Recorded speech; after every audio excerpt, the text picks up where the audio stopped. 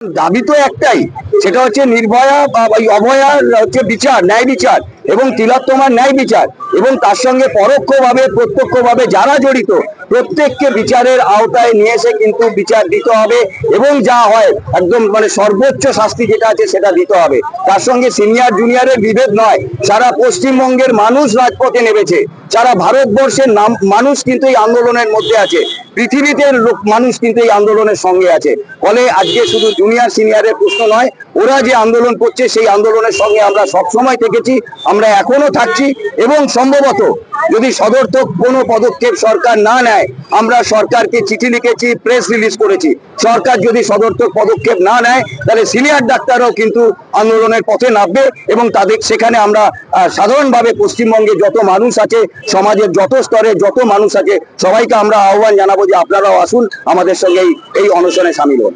তারপরে আমরা একটা কথাই বলছি যে আপনারা বাধ্য করলেন, এবং আমরা দেখতে পাচ্ছি যে প্রশাসন কি ভূমিকা পালন করছে। এই প্রশাসন যাতে বিচার না পায় তার জন্য আমাদেরই ট্যাক্সের টাকা খরচা করে, লক্ষ লক্ষ কোটি কোটি টাকা খরচা করে সুপ্রিম কোর্টে কেস লড়ছে, এবং হিয়ারিং যাতে পিছিয়ে যায় তার জন্য উকিল প্রচেষ্টা করে যাচ্ছে। তো এই সরকারের কাছে কি চাইবো আমরা? তাদের কাছে এই ধরনের কথাবার্তা ছাড়া আমরা কি চাইবো? এই জুনিয়র ডাক্তারগুলো না খেয়ে বসে আছে, নাটক করছে, এর কোনো জবাব হয়? আপনি বলুন তো, এর কোনো জবাব হয়? তাদের প্রতি মমত্ব, তারা আমাদের সন্তান, তাদের প্রতি মমত্ব, তাদের দাবির প্রতি সহানুভূতিশীল এবং সদর্থক পদক্ষেপ আমরা চাই। কারণ মুখ্যমন্ত্রী তো সবার, কোনো একজন বিশেষ দলের বা কোনো বিশেষ ব্যক্তির মুখ্যমন্ত্রী নয়, একজন রিক্সাওয়ালারও মুখ্যমন্ত্রী, একটা রিক্সাওয়ালারও যেমন এই সরকার, তেমন জুনিয়র ডাক্তারদেরও এই সরকার। তারা চাইতেই পারে, তাদের গণতান্ত্রিক অধিকার আছে, তারা দাবি করতেই পারে। তাদেরকে যদি আপনি বলেন নাটক করবার জন্য, এর থেকে সত্যি কথা বলতে মানে এটার কোনো মানে আমাদের আর ভাষা নেই এটাকে ধিক্কার জানানো। এই কথাগুলোর কোনো জবাব হয় না। উনি রাজনৈতিক ব্যক্তি, আবারও আমরা বললাম যে আচরণ আমরা পেয়েছি প্রশাসনের পক্ষ থেকে, যেভাবে এই ভয়ঙ্কর এরকম ঘটনা তো পশ্চিমবঙ্গের বুকে কোথাও ঘটেনি। এরকম ঘটনাতে যেভাবে প্রশাসন ভূমিকা পালন করেছে, তাতে প্রতিটা ক্ষেত্রে সমালোচনা আমরা করতে পারি। ফলে আমরা আবারও বলছি, দয়া করে সমালোচনা করবেন না।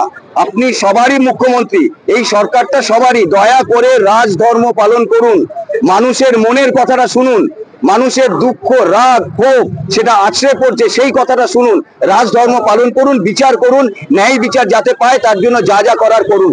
এটাকে এরকম নাটক বা অন্য কিছু বলে চালানোর দয়া করে প্রচেষ্টা করবেন না।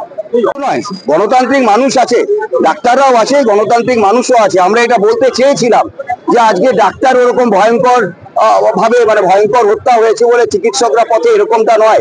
ডাক্তাররা জানে, তারা যখন বন্যা হচ্ছিল, তারা বন্যার সময় গিয়ে তারা কিন্তু অভয়া ক্লিনিক করেছে, যেখানে সরকার পৌঁছতে পারেনি, যেখানে প্রশাসন পৌঁছতে পারেনি, সেখানে ওষুধ নিয়ে, খাবার নিয়ে কিন্তু এই জুনিয়র ডাক্তাররাই পৌঁছে গেছিল।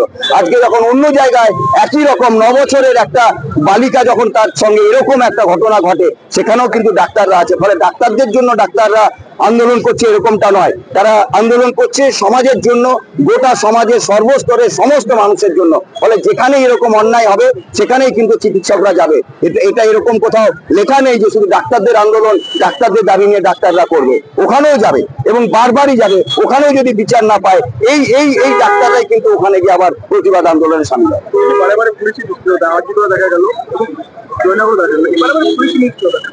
পুলিশের কথা বলবেন না, পুলিশ যা করেছে ওই আমরা জানি যে ওরা ওখানে বলেছিল ওই লাল জামা, ওই টাকওয়ালা শাইনিং টাক, ও নাকি ফিঙ্গারপ্রিন্ট বিশেষজ্ঞ।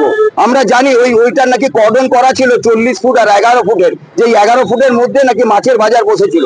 আমরা জানি স্বাধীনতার রাত্রে যখন গোটা পশ্চিম রাত দখল চলছে, যখন যে দুষ্কৃতীরা ওই উপরে ভাঙচুর করছিল, পুলিশ দাঁড়িয়ে দাঁড়িয়ে দেখছিল, এবং তারা হচ্ছে নিজের আশ্রয়ের জন্য, নিজের সিকিউরিটির জন্য সিস্টারদের ঘরে গিয়ে ঢুকে গিয়েছিল।